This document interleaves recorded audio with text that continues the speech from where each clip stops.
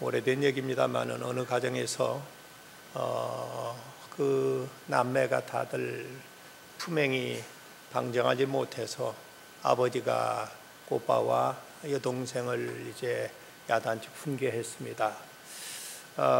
그랬더니 그 자식들이 아버지는 뭘 잘한다고 우리만 나무라느냐고 대드는 것입니다. 이 말을 듣고 아버지가 화가 나서 아들 녀석의 따귀를 갈겼더니 이 아들 녀석이 이제 에이까지 못 살겠다고 창가로 나가서 창문 밑으로 아파트 뛰어내리고 말았습니다. 그러자 그 딸 녀석이 오빠 하고 달려가더니 이 녀석도 창에서 뛰어서 이제 아파트 밑으로 떨어져 버렸습니다. 그 모습, 갑자기 일어난 상황에서 그 엄마가 그 모습을 보다가 두 자식이 갑자기 장에 떨어져 죽는 모습을 보고 못 살겠다고 함께 뛰어내렸습니다. 그 졸지에 이제 새 가정을 잃게 된 그 아버지도 너무 황당하고 너무 갑작스러운 상황에서 또 주체할 수 없어서 아버지도 창에서 뛰어내리고 말았다고 합니다. 그런데 모두 다 20층 높이 아파트에 떨어져서 모두 다 즉사들 했을 줄 알았는데 하나도 죽지 않고 다 살았다는 것이지요. 왜 그러는가 했더니 아버지는 바람둥이였고 어머니는 날라리였고 또 오빠 녀석은 이 녀석은 제비족이었고 딸녀는 또 비행 청소년이라 모두 하나도 떨어지지 않고 다 죽었다, 다 살았다는 이런 오래된 유머가 있었죠.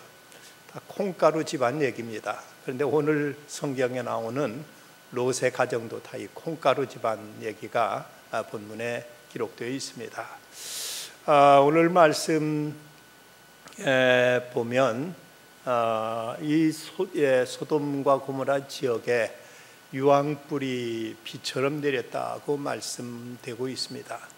성지순례를 가보신 분은 그 지역을 직접 보셨습니다만 그곳은 해 수면보다도 그곳은 무려 420m나 낮은 곳, 그리고 호수의 최대 깊이는 370m가량 된다고 하는데 얼마나 이곳이 저지대 낮은 곳인가, 세계에서 제일 낮은 곳에 위치하고 있습니다.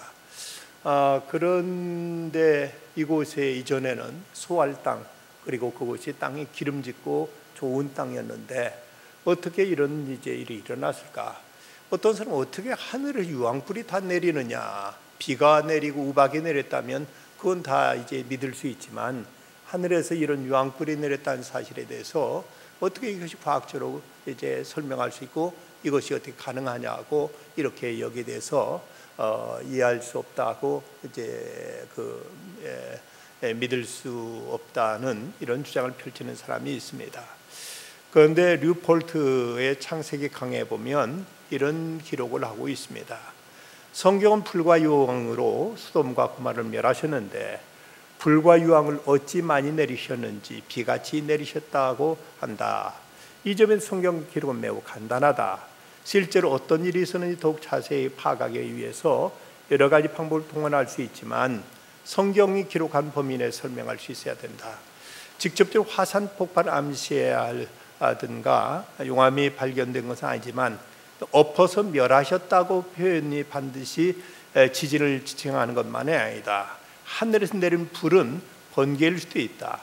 유황은 아마도 하나님이 만드셔서 번개와 함께 내리셨을 것이다. 하지만 창세기 14장 10절이 역청후덩이에서 보듯이 땅에 묻혀있는 유황이 포함되어 인화성이 대단히 높은 물질이 거대한 폭발을 일으켰을 가능성도 있다. 그래서 이러한 물질들이 유황이 하늘로부터 높이 치솟은 뒤에 이 도시에 비처럼 내려 대규모 화재를 초래한 것이다. 게다가 이런 가연성 물질들이 불에 한번 붙으면 그 지역을 완전히 불태워버려 거대한 구덩이로 만들어버릴 가능성도 있어 보인다.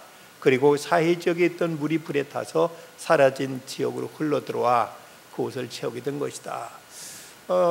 창세기 14장에 있는 역청구대역이었다는 기록을 보면 이곳에 이제 어떤 이런 유기물들이 이제 불타서 이곳에 이제 땅에 침하하고 그래서 세계의 가장 낮은 지대를 이룬 것이 아닌가 싶고, 이때 그 불길이 얼마나 심했던지 28절에 보면 이제 롯의 딸들이 거기서 자신들의 배필을 찾을 만한 사람들 아무 찾을 수 없었다고 할 만큼 그 지역 일대는 한 사람도 살아나는 사람이 없었던 것을 볼 수 있고, 또 아브라함이 있던 지역에서 약 30km 정도 떨어졌는데 그곳에서도 그 불길이 옹기점 연기처럼 보였다고 하는 걸 보면 얼마나 이곳이 불길이 큰 재앙이 맺는가를 우리가 짐작할 수 있는 부분입니다.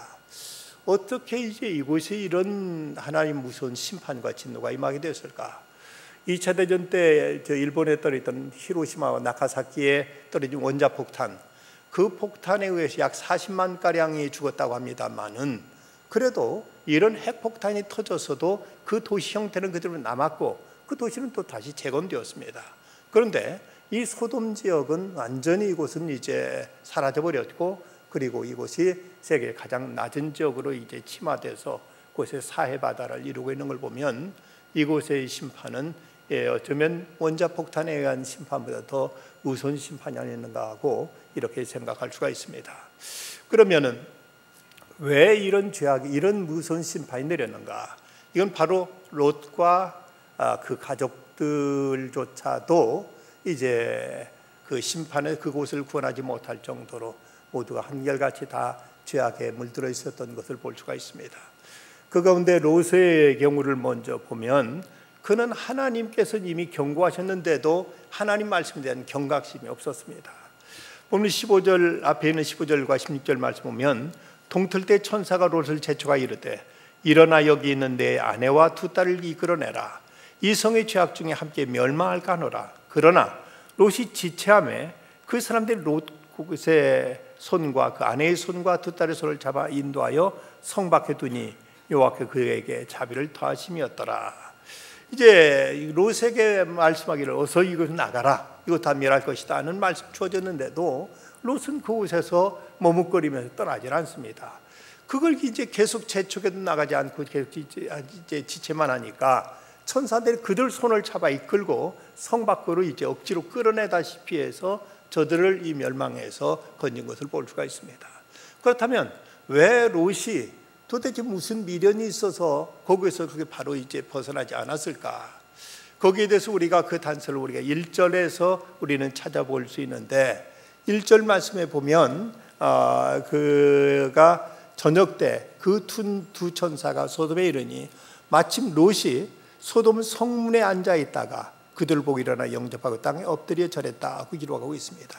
소돔 성문에 앉아 있었다는 얘기는, 그 당시 중동 지방에서 성문에 앉아 있었다는 얘기는 이곳의 성의 지도자들, 유지들, 장로들이 모여서 재판도 하고 또 그곳에서 어떤 이제 사람들 교제도 하고 그 지역에 대한 어떤 얘기들을 서로 주고받고 하면서 그 성에 대한 많은 어떤 이제 결정을 내리는 이런 곳으로서 그곳에 앉을 수 있는 사람은 그 성의 유지들, 그 성의 어떤 지도급에 있는 사람들이었습니다. 그걸 보면 롯도 이미 그 성에 들어와서 그 사람들로부터 인정받고 그곳에 벌써 유지가 되어 있었고 그곳에 출세해서 사람들로부터 이제 어떤 인정받는 이런 위치에 있었던 것을 볼 수가 있습니다. 그러고 보면 롯은 이 소돔성에 들어와서 나름대로 출세했고 그곳에 제법 재산도 모았고 그곳에 자기 생활의 기반 터전도 잘 닦아졌습니다. 그런데 그 성에 떠나라고 하니까 그는 그 말이 썬뜻 내켜지지 않았던 것입니다. 내가 어떻게 여기 와서 내가 터전을 닦았는데, 내가 여기서 어떻게 내가 지금 제 행세하고 있고 어떻게 사람들 가운데 내가 이제 출입하고 있는데 이 여기를 내가 떠나라고 하니 그 말이 썬뜻 이 롯에게는 이것이 받아들여지질 않았던 것입니다. 성공한 소돔성 그곳을 떠나라는 말이 롯에게는 맞지 않았고 이것에 대한 어떤 미련 때문에 그는 이제 머뭇거리고 성을 떠나지 않았던 이런 모습을 롯에게서 우리가 찾아볼 수가 있습니다.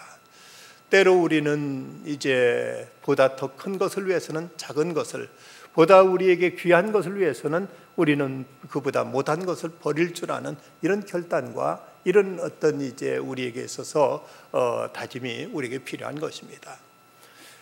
원숭이를 잡는 법 가운데 재미있는 방법 중에 하나는 주둥이가 조그만 항아리에다가 원숭이가 좋아할 만한 미끼를 가내놓고 그리고는 이 항아리를 나무에다 묶어놓으면은 원숭이가 사람이 없는 걸 살금 타고 와서 그 항아리 속에 손을 집어넣은 다음에 그 안에 있는 원수가 좋아하는 이 먹이 이걸 꽉 이제 움켜줍니다. 근데 이때 갑자기 사람이 나타나면 거기서 손만 펴면 얼마든지 다시 손을 빼가지고 달아날 수 있는데 그 안에 있는 미끼에 대한 욕심 때문에 이것을 손을 펴지 않고 주먹을 쥐고 있어 움켜쥐고 있으니까 이래서 이제 손이 빠지지 않아가지고 꼼짝없이 사람한테 잡히는 이런 일들이 있다는 것입니다. 이런 그 먹이에 대한 어떤 미끼에 대한 그 미련과 욕심 이것이 꼼짝없이 자기를 이제 포로로 만들고 말듯이 롯은 지금 그 소돔 성 안에서 그가 나름대로 성공했고 출세했고 그 뭔가 잘 돼 나간다 싶었을 때 그는 그 성이 망한다는 사실, 거기 있으면 죽는다는 사실조차도 그는 이것을 심각하게 생각하지 않고 그대로 이제 거기 머뭇거리고 있었던 이런 모습을 그는 이제 보여주고 있습니다.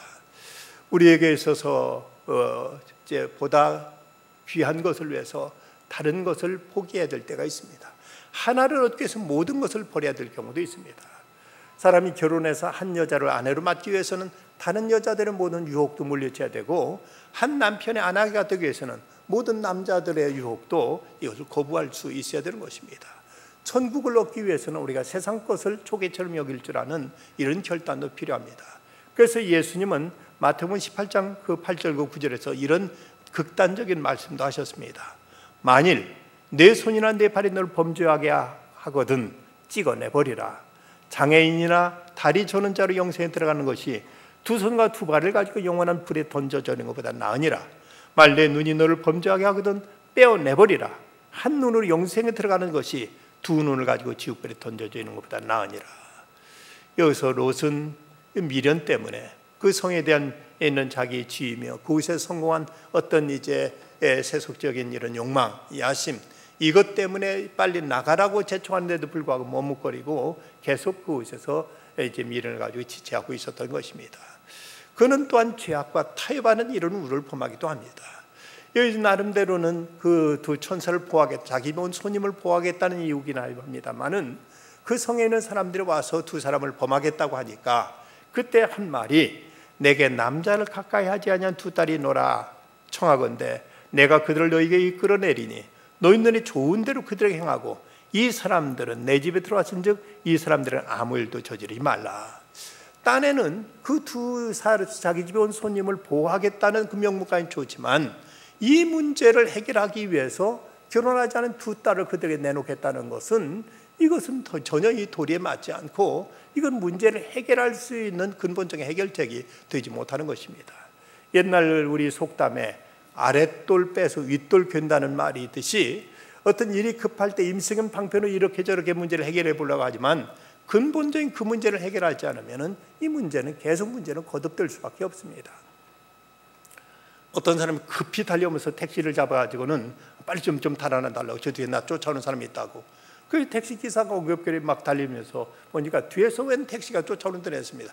빨리 좀 가달라고 해서 정신에 달렸습니다. 한참 그 뒷차를 따돌린 다음에 왜 그러냐 무슨 일이 일어나냐고 물었습니다. 그럼 저 좀 여기서 내려주면 제가 말씀드리겠다고 차를 딱 내려주니까 하는 말이 아까 차 택시비를 안 내고 도망왔다고 하는 거면서 또 도망가는 겁니다. 문제는 계속 꼬이는 거지요. 첫 번째 문제가 터졌을 때 그 문제를 풀어야 되는데 이 문제를 풀겠다고 다른 문제를 또 저지르게 되면 거듭 문제가 계속 꼬리에 꼬리를 이르면서 여기서 문제가 해결되지는 않습니다. 이 자기의 집에 온 손님을 이제 보호하겠다는 그것까지는 좋지만 자기 두 딸을 그들에게 내놓겠다는 그 발상은 이것이 문제에 대한 근본 해결책이 아니라 또 다른 문제만 계속 야기할 뿐입니다. 뿐만 아니라 롯은 자기 가족들에게 어떤 신앙적인 영향력을 전혀 끼치지 못했습니다. 저들에게 한 말이 내 두 딸을 남자를 가까이 한 두 딸을 줄 테니까 너희들 이제 그 사람 손대지 말라고 이렇게 얘기했던 롯이 자기 그 사육감들한테 이 성이 멸망할 테니까 어서 나가자 하고 이렇게 얘기하자 저들은 이 말을 농담처럼 여겼다고 했습니다. 자기 딸까지도 그들에게 내놓겠다는 그 장인들 사람의 말을 그 사위될 사람들이 신뢰할 리가 없었던 것입니다. 그는 딸들에게도 그리고 아내에게도 아무런 영향력을 끼치지 못했습니다.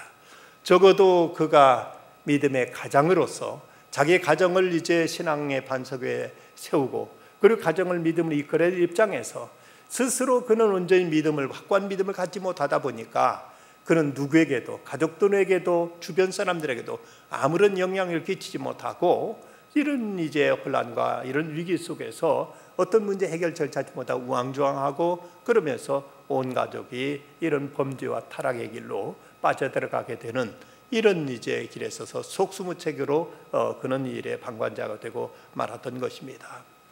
미국 개척 시대 어떤 아버지가 길 잃어버린 개 한 마리를 겨울에서 주워다가 집에서 키웠습니다. 이 개는 수처럼 까만 색깔이었는데 유독 꼬리 부분에 하얀 털 3개가 나 있었습니다. 그런데 그 지역 신문에 어떤 사람이 자기가 개를 잃었다고 그 개를 이제 발견한 사람이 있으면 알려달라는 이런 신문 광고를 냈습니다. 그러면서 그 개의 특징을 얘기하는데 이 사람이 준 그 길에서 주워온 개하고 똑같은 모습이었습니다.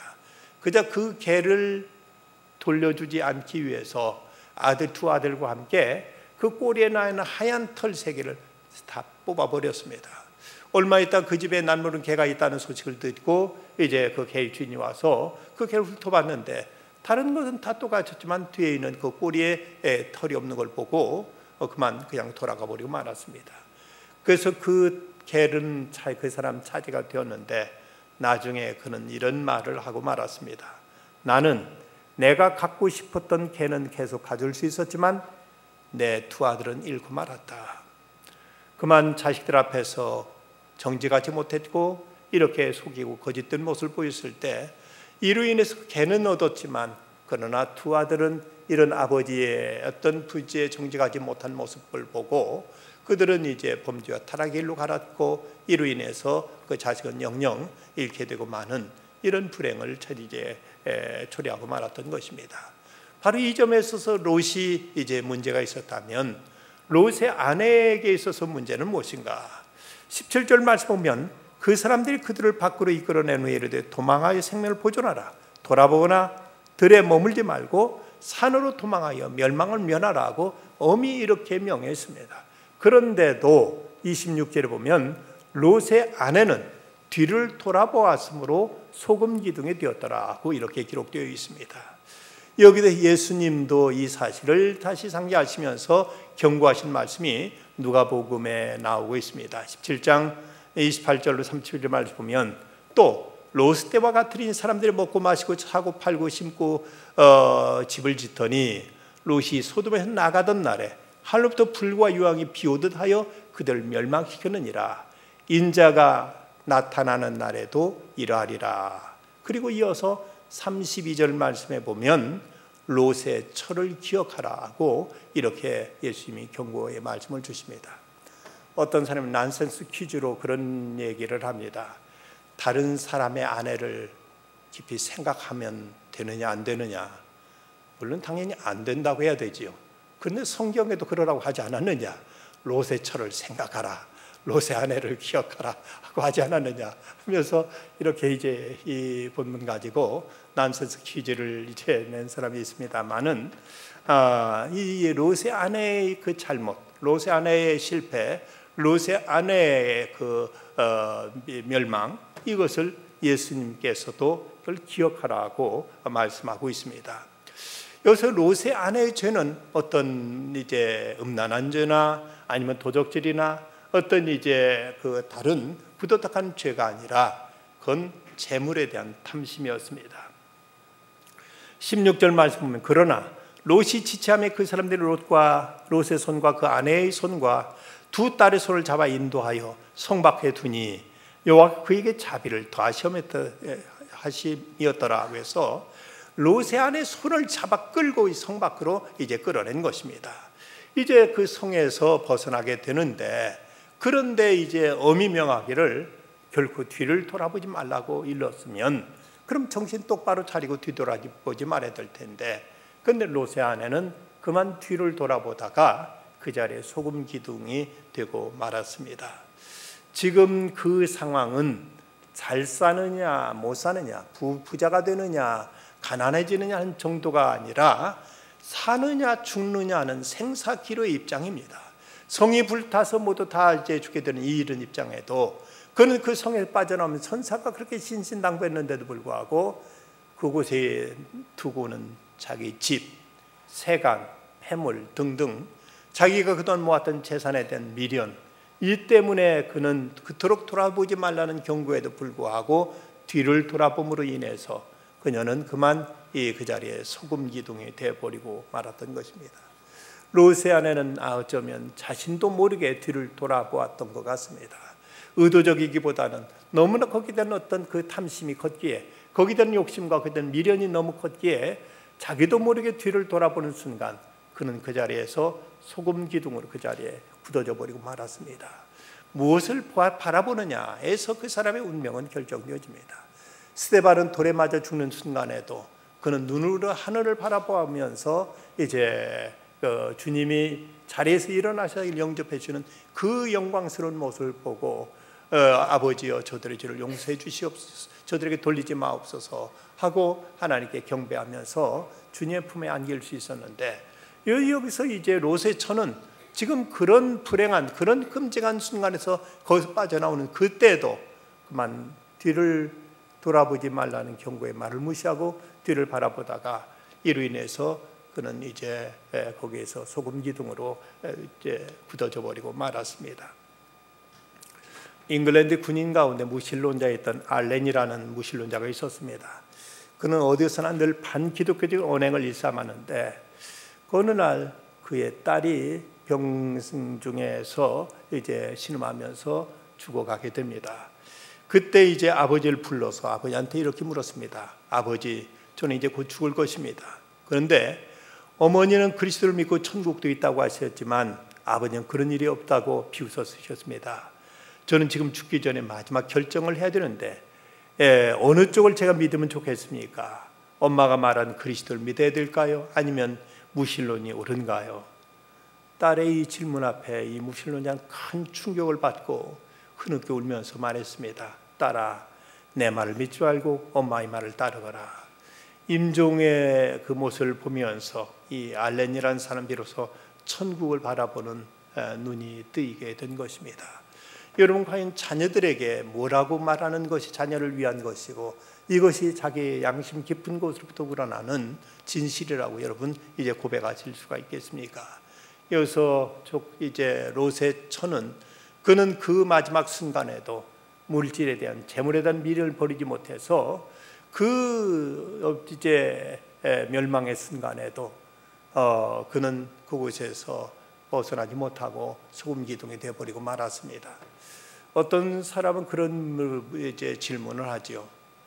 살 뻔하는 것이 좋느냐, 죽을 뻔한 것이 좋냐? 여러분, 어떤 것이 좋을 것 같습니까? 살 뻔이 좋습니까? 죽을 뻔이 좋습니까? 사람들은 산다는 것이 이제 좋은 것 같아서 살 뻔이라고 하지만 이 롯의 처야말로 살 뻔했지요. 그런데 그는 죽고 말았습니다. 그는 이제 어쩌면 구원받을 뻔했던 그가 마지막까지도 그 마음속에 있던 탐심, 재물에 대한 야심, 이 욕심, 이것으로 인해서 그는 그곳을 벗어나지 못하고 거기서 그만 소금 기둥이 되어버리고 말았습니다. 그러나 롯의 그 딸들의 모습 보면 30절을 보면 롯이 소알에 거주하기를 두려워하여 두 딸과 함께 소알에서 나와 산에 올라가 거주하되 그 두 딸과 함께 굴에 거주하였더라고 기록하고 있습니다. 이 소알에서 소돔과 고모라가 하나님이 내리신 불과 유황으로 첫째 멸망을 보았던 이 롯과 두 딸은 이 소알에 있는 것도 두려웠던지 그는 그곳에도 이제 하나님께 처음에는 청해서 이곳은 멸하지 않게 해주십시오 해서 그 소알은 멸하지 않고 그곳은 그대로 남았었는데, 그런데 그것이 두려워서 그는 또다시 산으로 피해서 산속에 들어가 굴에 거하게 됩니다. 그런데 산에 살면서 어떤 일이 일어났는가 하면 참으로 끔찍하고 참으로 이제 비참한 일이 일어나고 말았습니다.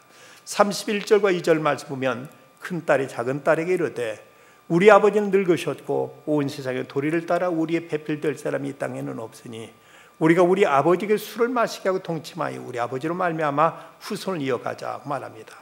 이어서 이 땅이란 말은 이미 심판을 받은 그래 멸망해버린 소돔과 고모라 지경을 말하고 그 세상의 도리를 따라 우리가 후손을 얻을 수 있다. 이 세상 풍속에 따라서 이제 정상적인 결혼을 통해서 이제 후손을 얻을 수 없으니까 이제는 우리가 이런 방법밖에 없지 않느냐 해서 아버지를 술을 마시게 해서 정신을 잃게 하고 그리고는 이제 소위 근친 상간을 통해서 후손을 얻겠다는 이런 발상입니다. 어떤 면에서 후손을 얻는다는 것은 이건 필요한 일이고 이것은 이제 마땅한 일일 수 있습니다. 그러나 그 명제를 위해서 더 큰 악, 더 큰 이제 부정적인 일을 이제 서슴지 않는 저들의 모습 속에서 저들이 과연 이런 어떤 성도덕에 대해서 어떤 의식을 가졌기에 이런 일이 다 일어나게 될까? 이것은 바로 그들이 살던 소돔성, 그곳이 얼마나 성적으로 타락한 곳이었으면 이런 일까지도 서슴지 않고 이런 일까지도 아무렇지 않게 이제 저지를 수 있는가 하는 것을 생각하게 됩니다.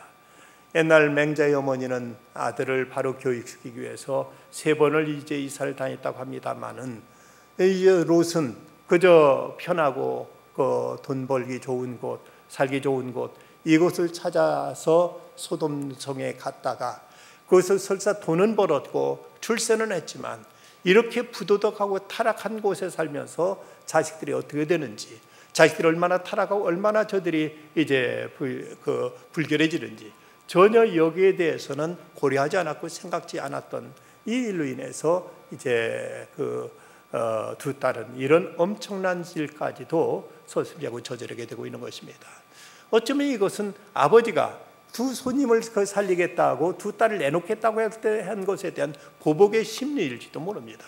어쨌든 아버지가 전혀 저들에게 본을 보이지 못했을 때 두 딸의 생각 속에서는 이런 끔찍한 일까지도 아무렇지 않게 저지르고 있는 걸 보면 이것이 얼마나 참으로 타락한 이제 죄악상인가를 우리가 여실히 생각해 됩니다. 이 시대 동성연애의 문제가 아무렇지 않은 듯이 이렇게 해서 이제 얘기되고 있는데 이런 문제가 점점 이제 보편화되면서 이제 서구 사회에서는 근친의 문제까지도 아무렇지 않다는 듯이 이것도 선택의 문제라는 듯이 이렇게 이제 주장하는 사람들이 늘어나고 있다고 합니다. 얼마나 세상이 악해지고 있고 얼마나 세상이 추악해지고 얼마나 세상에 타락하면은 이런 일가 일어나고 있겠는가 싶은데 저들은 명분은 그럴듯합니다. 명분은 이제 우리가 정상적인 방법으로 후손을 여기서 버릴 수 없다. 후손을 이제 남긴다는 것은 어쩌면 마땅한 일이고 필요한 일일 수 있습니다만은 그런 그것은 절대적인 명제는 아닙니다. 그건 그렇게 해야 되는 건 일반적인 도리지만 그건 아니면 이제 그걸 안 하면은 후손을 남기지 않으면 그것이 무슨 어떤 이제 자기들의 근본적인 책임을 못하는 것이냐 이렇게 이런 비정상적인 이렇게 이제 부당한 방법을 통해서 후손을 얻겠다는 그 발상 자체가 얼마나 이것이 악하고 얼마나 잘못되어 있는가에 대해서는 저희들은 아무런 가치관도 어떤 이제 거기에 대한 죄악에 대한 어떤 경각심조차도 없었던 것입니다. 이 일로 인해서 어떤 결과가 초래되는가? 36절을 보면 롯의 두 딸이 아비로 말미암아 임신하고 이래서 이제 아버지를 술 마시게 해서 누군지 모르게 해서 이런 일이 저지러지게 됩니다만은 그래서 큰 딸을 통해서 낳은 아들의 이름을 모압이라고 했는데 이 모압이라는 이름이 아버지를 통해서 태어난이라는 이런 뜻을 가진 이름이고 그리고 둘째는 이제 베남미인데 이건 암몬 족속의 조상이 됩니다. 이 베남미라는 이름은 나의 아버지 아들이란 이런 뜻으로서 이제 이런 의미를 가지고 있고 암몬이라는 말은 근친애라는 이런 뜻을 가지고 있다 합니다. 이렇게 저들은 부정한 방법을 통해서 원했던 자식을 얻기는 했지만 이것이 바로 죄악의 씨앗을 얻게 되었고 이로 인해서 그토록 이스라엘 역사 속에 늘 이스라엘을 괴롭히고 이스라엘에게 늘 항상 가시 역할을 했던 모압과 암몬 족속을 이제 태동하게 됩니다. 저들은 이 사건 이후에는 전혀 아무런 기록이 남지 않은 것을 보면 이건 기록할 가치도 언급할 만한 이런 이제 대상도 되지 못해서 이 일후에는 어떤 기록도 저들에 대해서는 이제 남겨지지 않는 것을 볼 수가 있습니다. 모압과 암몬 저들은 이후로 이방인의 조상이 되어서 이를 통해서 이제 늘 죄악된 후손이 이 땅에 퍼지게 되는 것을 볼 수가 있습니다. 많은 그리스도인들이 신앙생활에서 실패하는 이유가 있다면 그건 뭘까? 믿음의 초점을 하나님께 두고 매사의 모든 것을 하나님의 말씀 그리고 하나님의 뜻에서 문제를 풀어가기보다는 상황, 현실, 형편과 사정 이걸 먼저 고려하고 이것에 의해서 이제 하나님 말씀, 하나님 뜻을 적당히 이제 이것을 이제 상대화시켜 버리는, 여기서부터 믿음의 실패가 나타나게 됩니다. 중요한 것은 세상에 상황이 먼저 있었던 것이 아니라 하나님 말씀이 먼저 있었습니다. 말씀에 의해서 세상이 창조되었지, 상황이 있고 그 상황에 맞는, 상황에 적용할, 상황에 적당하게 이제 대칭할 수 있는 그런 말씀이 주어진 것이 아니라는 얘기입니다. 우리는 이런 상황이면 어쩔 수 없다, 이런 형편이면 이제 그럴 수밖에 없다고 이렇게 적당히 합리화하고 이렇게 상황에 의해서 하나님의 말씀까지도 이렇게 저렇게 변질시키려고 합니다만은, 중요한 것은 상황이 있기 전에 먼저 하나님 말씀이 있었고 말씀에 의해서 세상이 창조되었고 모든 것이 이제 상황에 전개되었다면 어떤 것도 말씀보다 더 우선할 것은 아무것도 없습니다. 그런데 때로는 우리는 이제 상황이 이렇기 때문에 어쩔 수 없다, 형편이 이래서 이제 우리는 그럴 수밖에 없다고 적당히 형편에 의해서 하나님 말씀을 약화시키거나 이것을 이제 밀어버리는 이런 우를 범할 때가 많이 있습니다. 중요한 것은 어느 때든지 말씀에 의해서 상황이 다스려야 되지, 상황에 의해서 말씀이 변질되어서는 안 된다는 사실입니다. 김양재 목사님이 쓴 가정아 기뻐라는 책에 보면 끝내 하지 못한 그 한마디라는 제목의 글에 이런 얘기가 나오고 있습니다. 제가 전도한 분 중에 의사 남편을 둔 부인이 있었습니다. 그 부인의 첫 딸이 입시 실패를 통해 예수 믿게 되었고 열심히 교회 다니며 큐티 모임에도 참석했습니다. 그런데 아이들이 모두 대학에 붙고 나자 큐티 모임의 발길을 끊었습니다. 결혼 초부터 다른 여자와 두 집 살림을 해온 남편의 문제가 해결되지 않았음에도 워낙 잘 사는 집안인데다 아이들 입시도 끝나 환경이 편해지자 예배의 감격이 사라진 것입니다. 어느 날 그 부인이 말기암으로 시한부 인생을 살고 있다는 소식을 듣고 서둘러 찾아갔습니다. 지금 살아날 길은 말씀밖에 없다고, 병이 나는 것보다 남편과 아이들이 예수님을 만나고 구원받는 것이 소원이 되든 안타깝게 전했습니다. 암을 치료하지 못해 세상을 떠나게 되더라도 엄마의 소원은 너희가 예수를 믿는 것밖에 없다라는 한마디를 남기고 가야 한다고 권면했습니다. 하지만 부인은 결국 그 한마디를 하지 못했습니다. 죽기 전 마지막 소원이 아들 결혼시키는 것이었는데 믿음은 없지만 학벌이 좋은 며느리감과 결혼시키는 일에만 에너지를 쏟다가 아들을 결혼시킨 직후에 세상을 떠났습니다. 그러나 학벌 좋은 며느리는 시어머니 장례 예배에도 참석하지 않았고 아들도 교회를 떠났습니다. 믿음을 유산으로 물려주지 못한 이 가정을 하나님이 얼마나 안타까워하실지. 우리는 이런 상황이기 때문에 어쩔 수 없다는 이런 논리로 우리들의 어떤 불신앙적인, 우리들의 이제 어떤 죄악된 행위를 타당화하고 정당화할 때가 있습니다. 조셉 플래처라는 그 학자, 신학자가 소위 상황윤리를 내세웠습니다. 이런 상황이라면 하나님의 말씀도 우리가 거기에 맞게 해석하고 그렇게 우리는 소화해야 된다는 이런 주장을 펼쳤습니다. 그런 주장을 펼치면서 그가 내세운 하나의 어떤 가설이 무엇인가 하면 2차 대전이 끝났을 때 저쪽 우크라이나 지역에 있는 독일 소련군 에서 소련군들이 독일군을 포로했던 그 수용소에 델트마이어라는 독일 여성이 거기에 이제 수감되어 있었는데 그녀의 고향에는 남편과 사랑하는 자식들이 있었습니다. 근데 그곳에 돌아가기 위해서 돌아갈 수 있는 방법은 아무것도 없고 오직 한 가지, 그 수용소 안에서 임신한 여자는 거기서 풀어주는 이런 이제 특례 조항이 있었습니다. 이때 이 델트마이어는 자기 남편과 자기 자녀들에게 돌아가기 위해서 그 수용소에 간수와 간음을 행해서 임신하게 되고 그래서 이제 고향으로 돌아가게 되었다. 그런데 이런 상황이라면 이건 간음이 아니다. 왜냐하면 그 목적이 가족과 합치기 위해서고 가족을 사랑하는 마음에서 빚어진 것이기 때문에 이것은 간음이라고 말할 수 없다고 조셉 플래처는 이렇게 주장했습니다. 그러면서 이제 몽고메리 교수, 이제 보수적인 이 몽고메리 교수와 신학적인 토론이 벌어졌는데, 이때 그 몽고메리 교수에게 조셉 플래처는 이렇게 도전합니다. 당신 같으면 그런 어떤 불가항력적인 상황 속에서, 그때도 당신 어떤 신앙적인 그 주장 이것을 고집하면서 이런 어떤 어려움과 위기를 이제 그 감당하겠느냐 하고 이렇게 따지듯 물었습니다. 이때 몽고메리 교수가 대답했던 말은, 글쎄 나도 육신이 약해서 혹시 범죄할지 모른다. 나도 실족할지 모른다. 나도 그런데 넘어질지 모른다. 그러나 어떤 경우에도 내가 그런 상황에 범죄했다면 나는 그게 죄가 아니라고 나는 변명하지 않겠다.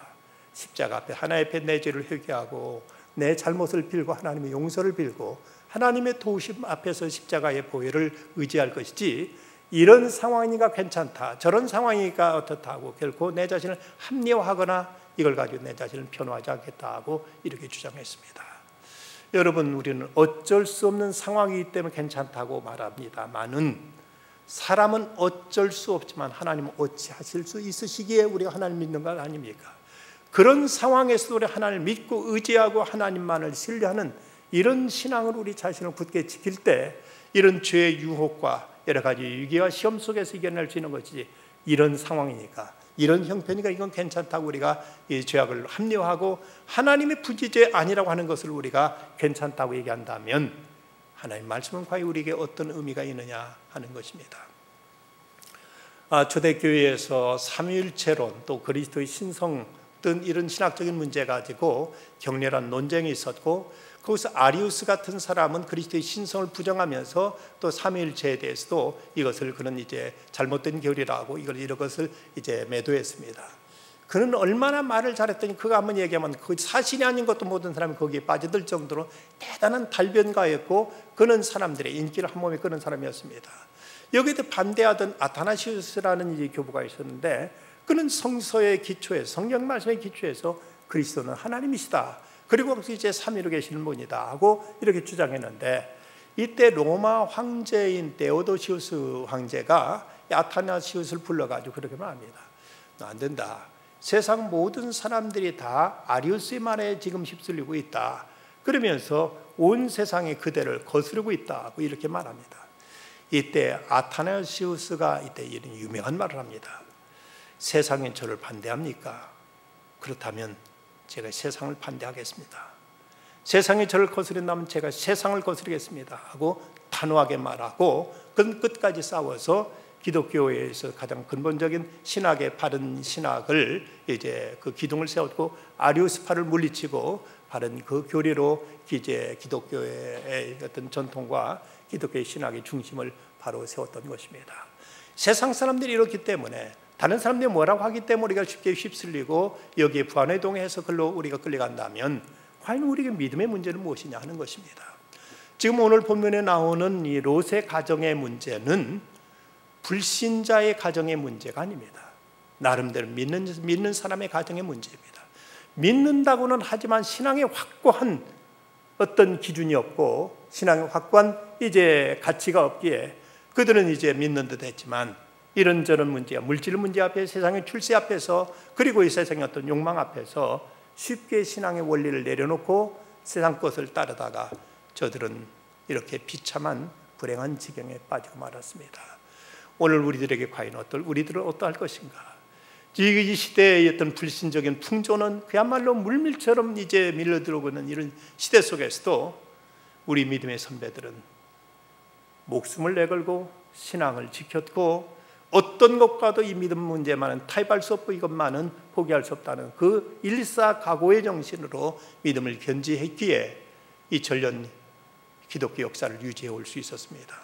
그런데 우리는 오늘 같은 이 혼탁한 세상 속에서, 롯이 소돔 속에 살면서 저는 이제 믿음의 그 어떤 이제 기준을 삼지 못하고 이것을 지키지 못하고 세상과 타협하고 저들의 이제 불신의 풍조 속에 함께 물들어서 세상의 욕망과 거기에 대한 어떤 미련 때문에 하나님이 주시는 그 경고의 말씀을 저버리고, 그리고 재산에 대한 그 욕심 때문에 그토록 뒤를 돌아지 말라고 그렇게 경고했음에도 뒤를 돌아봤던 롯의 아내, 그리고 자식들을 후손으로 얻는다는 명분 아래에서 아버지를 술 먹여가지고 이런 부끄러운 짓을 했던 딸들, 저들 모두 다 나름대로 믿는다는 사람이었습니다.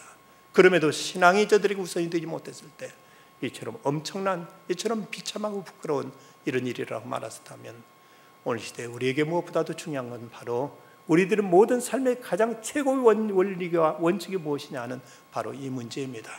어떤 경우에 이 말씀, 하나님 말씀은 타협의 대상이 아니고 이것은 결코 뒤로 밀려둘 문제가 아니고 최우선의 문제예요. 가장 우리에게 절대적인 문제예요. 우리의 사느냐 죽느냐는 이 가장 심각한 문제임을 우리가 깨닫는다면 어느 때든지 우리는 이 믿음으로 우리 자신을 지켜야 되겠고, 그럴 때 우리 가족을 살릴 수 있고 이 시대 속에 우리는 믿는 자로서 세상에 영향을 끼칠 수 있는 신앙으로서의 그 모습을 드러낼 수 있습니다.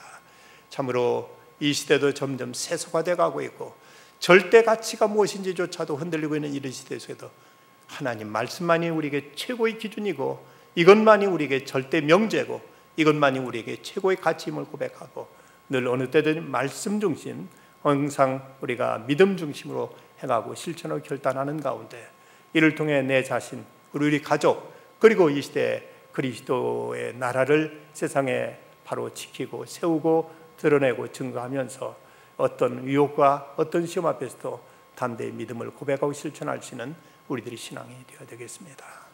기도하십시다.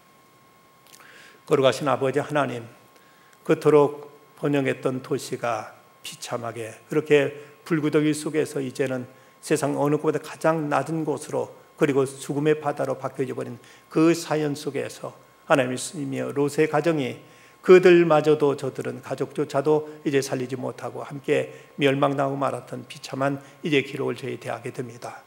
롯이 믿음의 가장으로서 가장 역할을 하지 못했고, 아내는 재물에 대한 탐심 때문에 뒤를 돌아보지 말라는 그 천사의 경고에도 뒤를 돌아보았고, 저 딸들은 이제 세상에 대한 욕망과 쾌락 때문에 결국 있어서는 안 될 일조차도 그럴듯한 명분을 호도하면서 이제 범죄의 나락에 빠짐으로 인해서 모두 다 부끄러운 이제 욕된 이름을 남기고 말았습니다.